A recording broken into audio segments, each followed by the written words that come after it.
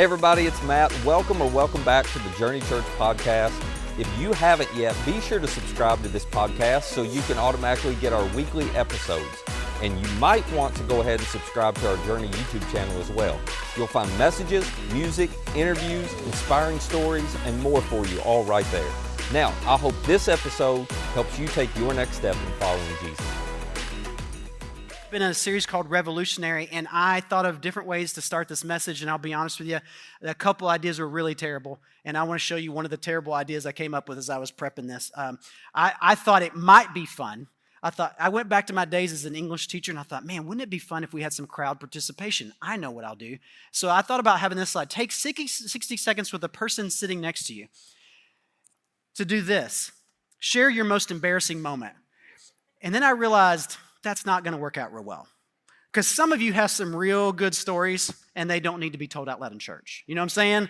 Like, I would love to hear them later if you want to come out and tell me, but now it's like, that's not going to turn out well. Besides, you're probably with somebody who already knows your most embarrassing moment. They were there when it happened. And so you would need to cross the room to go tell somebody your embarrassing moment, and then that would just be sheer chaos, and I'd never get you back, right? So I nixed that idea. And then I thought, well, Jarrod, just tell an embarrassing story on yourself, right? Just tell something really embarrassing to let everybody know. And I thought of 3 different events, and not one of them I'm going to tell here. I mean, I have confidence, but I don't have that much confidence in you, right? And this goes on YouTube. I don't want that to be out there. Okay, so I'm just saying, like, here's what I want to know. We're just going to jump right in. The story I want to tell you today, honestly, is a truly embarrassing moment by a couple of Jesus' disciples, James and John. It's one of these stories, when you read it, you're like, man, I bet everybody, in fact, we know it was written by Matthew, their friend, and then it was written down by Mark, who heard the story from their friend Peter, and it's written down in 2 of the Gospels about James and John and what they said and what they did, and you know everybody's like, dude, yet y'all, that was all on you. And I just know how people are. You're a people too. If your friend does something embarrassing, you're laughing behind the scenes a lot, and then later on, you're bringing it back up to them to remind you how funny it was, right? Let's just be honest. It's all happening in this story. It's an amazing story, but here's what I love about the story we're going to look at today. In their embarrassment, Jesus responds with a statement that was absolutely revolutionary. I know. That's the title of the series. That's why we've been in this series called Revolutionary. What he's gonna say to them in this embarrassing moment is one of the most important statements for us as followers of Jesus. It's one of the things that, by the way, if students would do it, if teachers would do it, if parents would do it, if grandparents would do it, if kids would do it, if grandkids would do it, if pastors would do it, maybe especially if pastors would do it, our world would be a very, very different place, and it would be one that we all love more, because of what Jesus tells them in this embarrassing moment. But we've been in this series because what we're trying to look at is that Jesus came to establish a different kind of kingdom. He's definitely a king. We see that throughout Scripture, that Jesus was definitely a king, but he brought his kingship to establish a different kind of kingdom. And that's where we've been in the parts 1 through 3. If you've missed them, let me just kind of catch you up. The summary of this is really this, that rather than a king marching on Jerusalem with an army to come take it by force, Jesus pulled back from all of that, and he decided he would march to Jerusalem. Instead of taking it by force, he would give his life away to others, for others. So this is where we're at. A revolutionary idea that is countercultural, to be humble, to give your life away, to leverage yourself for the good of other people, to make sure that you're using your resources, your time, whatever you have at your disposal for the purpose of pushing other people forward, to putting them first, to making sure they get what they need and want first. Like, all of that is behind the scenes what we as Christians are supposedly living inside of, this new kind of kingdom. And so this series has been to remind us what that new kingdom looks like and how Jesus came to establish something more powerful than the win-lose of our culture. So much of our culture is built around what can I win for me and mine at the expense of others. And instead, Jesus said, no, I want you to flip that. What can you use that you have for the good of others? And how do you do that? We're going to talk about through this embarrassing moment of James and John in this story. We're going to come to an amazing conclusion about what we can do this week that would change the way the people around you look and feel, and maybe even change the way they think about Christianity, because we're actually doing the thing that Jesus said was really the point of why he came. So let's talk through this. Let's just jump into the story. James and John, it says that they were on their way up to Jerusalem with Jesus leading the way, and the disciples were astonished while those who followed were afraid. So remember, we talked about last week, if you missed last week, remember the Jewish people like James and John, these Jewish guys, they look at Jesus and they know he's done miracles. He's done amazing things. He raised Lazarus from the dead. He's fed 5,000 people. He is doing things that nobody else has ever done. And the promise of Scripture from the Jewish followers, they were looking for a Messiah, a king, to come and free them. And they believe it's Jesus, and they believe at some point Jesus is finally going to get the Romans out of Jerusalem. They're going to kick them out, and they're going to free Jerusalem. It's going to go back to being an Israelite kingdom established with an Israelite king. It's going to be Jesus. He's going to take the throne. It's going to be great. It's going to be awesome. We can't wait. The disciples are astonished, but also they're a little bit of afraid, right? I don't know about, anybody ever been involved in a revolution? No. You know why? They're scary. I want you to just think about a revolution. Here's what these guys are asking. They are pumped because, oh my gosh, we're going up to Jerusalem. This is going to be it. This is going to be a moment. Jesus is going to somehow, I don't know how he's going to do it because he refused to get the army a couple weeks ago. He refused to bring them forward. He just walked away from all that. But he's coming to Jerusalem, and we know something's going to happen. It's going to be big. It's going to be huge. He's been telling us, we're going to Jerusalem, guys. We're going to Jerusalem. And here they are, and in that moment they go, but what's this going to require of me? Like in this moment, will I need to lay down my life for this revolution? And ironically, they're asking the right question, but to the wrong end.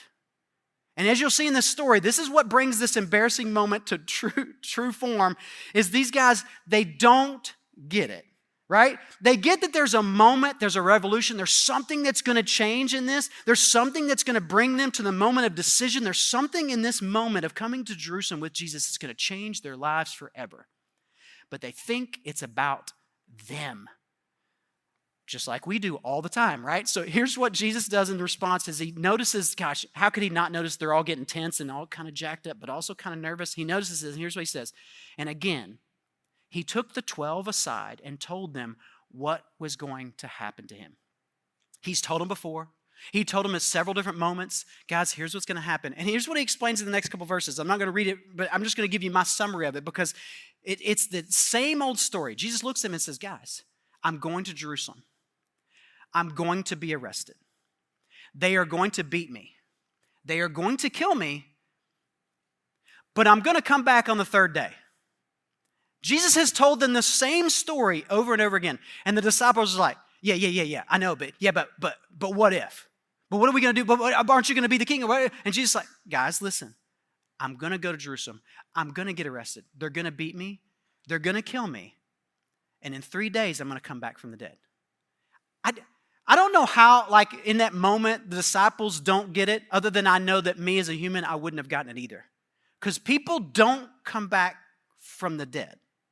So, right? So, me, English teacher, I'm going well, here's what Jesus is doing. He's using a metaphor, and that metaphor is really about how he's going to, in 3 days, he'll die. What he means is he'll leave the city, but he'll come back with an army, and he's going to bring it, right?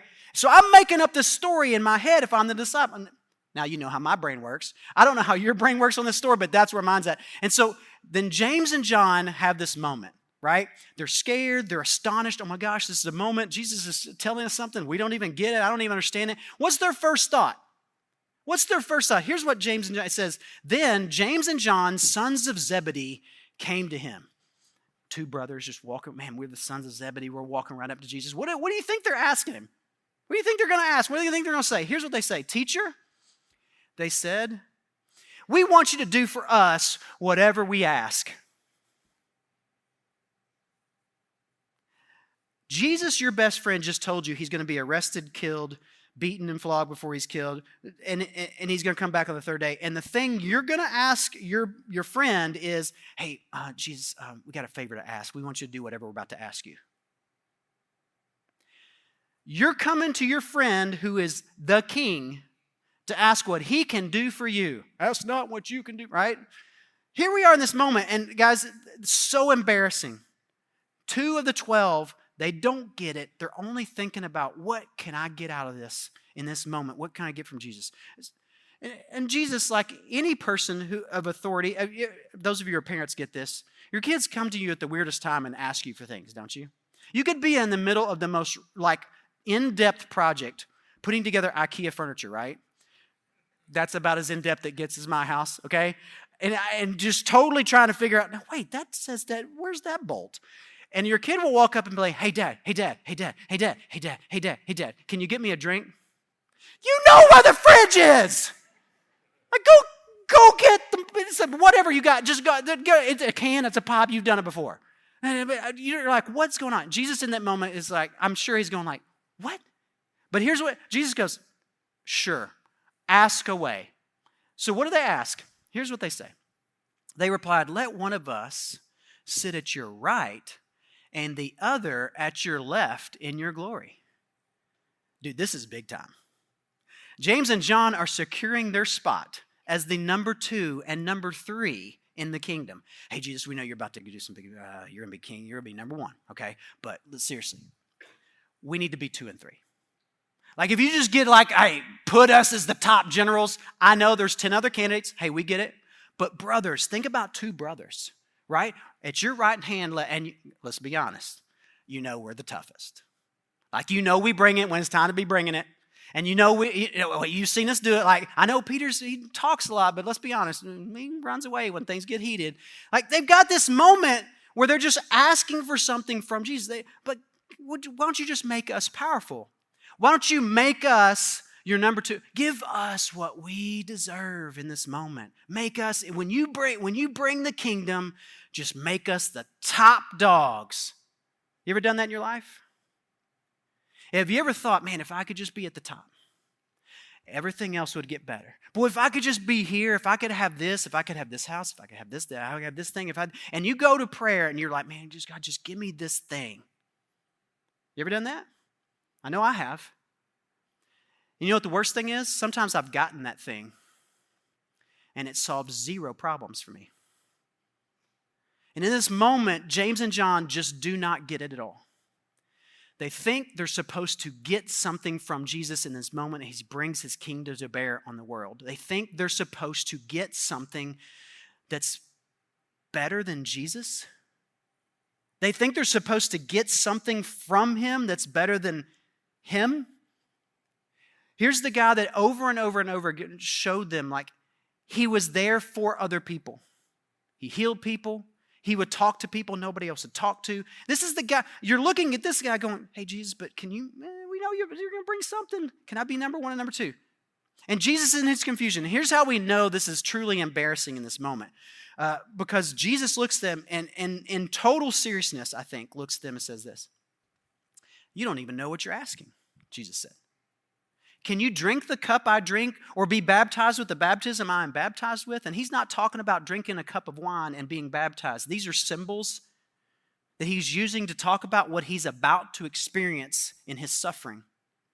In fact, as he prayed in the Garden of Gethsemane before he was arrested, as he's praying and sweating drops of blood and his friends are over there asleep and he's in this moment, he prays, he says, Father, take this cup from me. The cup represented what he was about to go through in the suffering that would shed his blood. And so he's looking at them going, hey, can you do this? Can you be baptized with the baptism that put me to death? Can you do that? Are you going to be able to bring the best of the best with me? Are you going to be able to die my death and take this torture? Are you going to be able to do this with me? And what do you think they answered? Go ahead and answer out loud. Somebody, go ahead. What do you think they answered? No? They should have, right? They should have said no, but they didn't get it. These stories like these are how I know listen, God can use me too. Because these guys do not get it. And so many times, guys, I do not get it. And I think, man, there's no way God could ever use me because I'm a screw up, I'm a mess up. I think about his world and kingdom wrong, and I do stupid stuff to people that I shouldn't do, and I say things, man, my mouth gets me more trouble than anything in this world. And I don't understand how you could possibly use me. It's because of stories like this, God used them too. He used people who embarrass themselves, who mess up, who get it wrong all the time, and he just kept trying to use them. And here's what James and John say to him. Can you guys do this with me? And they say, we can. We can. No, you can't. They don't even know how big a deal this is. And they're like, yeah, I mean, we can. We know they didn't. We know from the stories that James and John ran with the rest of them when Jesus was arrested. We know that they didn't really show up for Jesus. They didn't show up in court and try to fight for his name. They didn't try to fight their way in. In fact, they were all hiding and trying to figure out, like, they're going to come for us next. Do they know who we are? You think they know who we are? I don't think they know who we are. Let's just stay here and let's see what happens. Like, they did all that. Only one of his disciples shows up at his crucifixion. Everybody else is gone. They betrayed their friend. They're not there. They don't do the things that be required for any revolution. Listen, here's what I think is great and amazing about this story. Guys, even if Jesus were leading a real revolution with a real army, he picked the wrong guys. Right? They don't have the guts to get to the glory. They ain't going to get there. They think they can, and they can't. And this is what's so amazing in this minute. It's not just these two. And this is why I think the story, yes, it shows the embarrassment of James and John. Like, I'm sure they're like, guys, I can't believe we did that. I mean, they're looking at it later. But listen, all the other disciples are in it with them. Because here's what comes next when they say we can. Dude, when the 10 heard about this, they became indignant with James and John. And it's not because in that moment they're like, James and John, seriously? In the moment he's about to be arrested and killed, this is what you guys are thinking about? There was no high and mightier, holier than thou moment with these disciples. You know what they're indignant about? And what you'll see by Jesus' response. Here's what they're indignant about. Dude, we were going to do the same thing. You beat me to it. Like this had to be what going on. You know, they're getting mad. They're like, you upstaged us. How can you ask for spots at 2 and 3? I'm obviously the one who deserves to be next to Jesus on his right hand. I was there at this time and I did this. Hey, remember we fed the 5,000 a few weeks ago? I was the one that started passing the bread out first. I'm obviously the most faithful. Dude, they had this whole thing in their head going about why I deserve to be the one. And this is what I think is unbelievable about this moment with Jesus. Jesus is so patient and so kind to idiots like me, right? He's looking at his disciples and going, I've spent 3 years for what? With these guys to do what? Oh gosh, when they heard they're indignant, and Jesus responds to them, he says, you know that those who are regarded as rulers of the Gentiles lord it over them, and their high officials exercise authority over them. It's like non sequitur, like totally random. Jesus, like, guys, settle down. Listen, you ever watch the Gentile rulers? You know how they use their power and lord it over the people that they lead? You know how they got to the top? It's because they took advantage of everybody to get to the top. You know how they got to the top? You know how they use their power not for anybody else's good, but for their own? You know how they often, when they send down taxes, they'll up the ante a little bit so they get a little extra on the side? You know how sometimes when they go into a town and they want to take over this area for barracks, they just kick the people out and they don't care where they live? You know all the things that Gentile leaders, and you've seen them do to our people. You know how they lord it over people? You know how they take their authority and use it against everybody? And he says this, not so with you. What a powerful transition. I know you guys all want to be in power. I get it. And I am truly a king, and I'm truly going to take power. It's going to happen. But I've already told you, this is not the way I operate. And it's not the way you are going to operate. You want to lead here? It's not going to be like that. It's not going to be win for me and win for us. It's going to be something different. I came to establish a new kind of kingdom, guys. They're going to arrest me, and they're going to beat me, and they're going to kill me, and I'm going to rise again. You know why? Because that is the way for me to lose, but everybody else to win. It's the way for you to win. But what I need you to buy into, guys, is that if you're going to lead in my kingdom, it's not going to look like what you have in your head right now. It's not going to be that way. Not so with you. Don't let this be your model. Knock that model out of the way. That's no longer the way leader operates. Leader operates a different way. And here's what he says. Instead, whoever wants to become great among you must be your servant. And whoever wants to be first must be slave to all. Listen, This is why a lot of people come to the point where they look at Christianity, look at following Jesus, and they go, yeah, but I don't want to sign up for that. This is the key point where you have to think about, those of us who follow Jesus, when you look at this and you read this, Jesus didn't do this as a metaphor. He was saying, listen, do you want to be great in my kingdom? Great in my kingdom means you start serving other people and you become a slave to all. You actually put them first. And I know what all you're thinking. I don't want to sell everything and go to be a missionary. I'm not saying that. Look, this message is not about you becoming a professional Christian. Okay? Professional Christians are people who live in the Christian world and get paid to be in the Christian world. Right? I'm a professional Christian. I get paid to be a Christian. That's not what this is about. This is about you realizing what God has given you, and you get to steward your family, your resources, your talents, your abilities, and your passions. They all get retrained for the good of the people around you. Listen, I can't answer for you specifically what God is asking you to do with what He's given you and how He wants you to leverage what you have for the good of other people around you. But I can tell you I've watched people do this, and I've watched them doing it in amazing ways. I've seen people who have amassed wealth because of their great talent in business. And at some point they realized the things they bought were not making them happy. And I've seen them not stop making money, but instead start giving more of it away to people who need it and to organizations who need it so that good things can be done. And it's not like they sold off everything. It's just that they retrained their brain about why am I making so much money and what can I do with it? And they have changed what they thought. I've seen poor people who have wanted to buy something for a long, long time, and they've been saving and saving and saving for it. And I've seen them, instead of buying the thing that they wanted, they've turned that money around that they took years to save, and they gave it away to somebody else in need, because they realized it wasn't about how much I have, it's about what God asked me to do with what I have.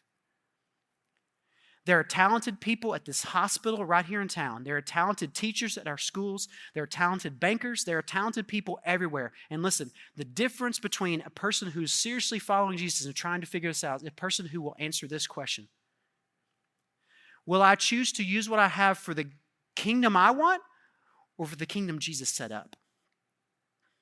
So here's the big bottom line. You ready? We get to choose whether to chase greatness in the kingdom of this world or in the kingdom of Jesus, but you cannot do both. It is impossible to chase greatness in two of these kingdoms because they are diametrically opposed to one another in how you approach thinking about yourself.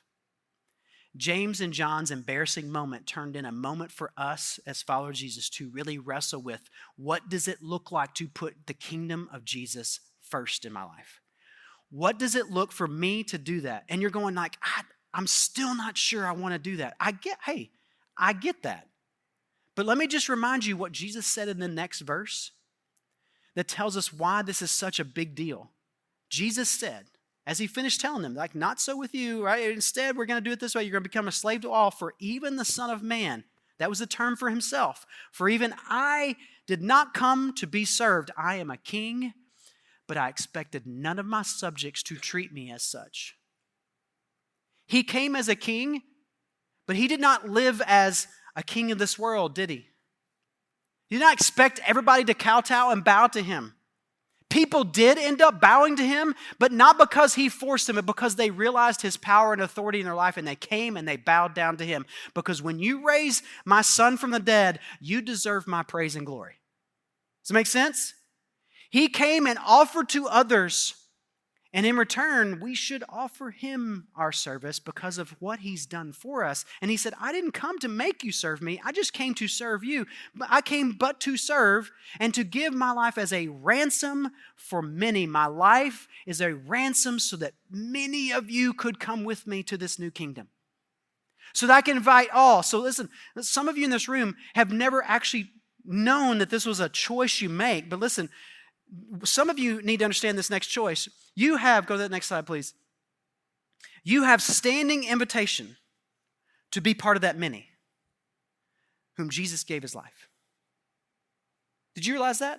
Listen, if you're not a follower of Jesus, do you realize that you have a standing invitation from Jesus because he gave his life as a ransom for many, and he wants you to be a part of that many that he invites into his kingdom?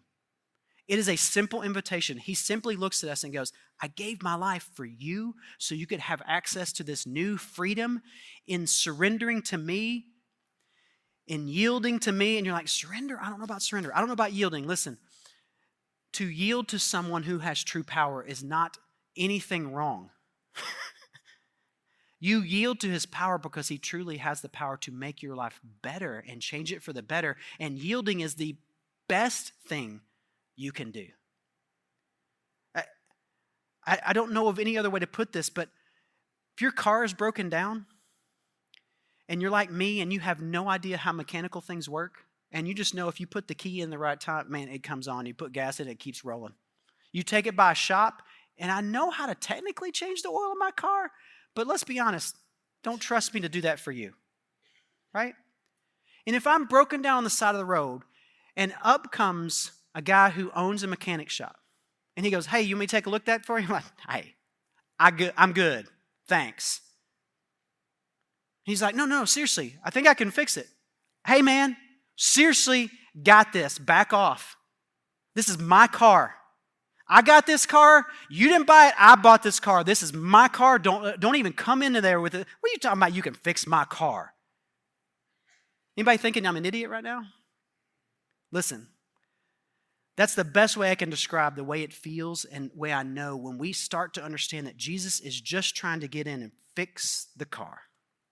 And to yield to him and to surrender him means, I don't have to carry that. So listen, if you're carrying guilt and shame, and you're carrying a whole lot of anxiety and worry, and you're carrying things in your life that you're like, oh my gosh, I'm not sure how much longer. Listen, to surrender to Jesus and his kingdom is to lose on the front end, but is to win in the long run because you get what he promised you, peace and goodness and joy and all the things that his kingdom provides.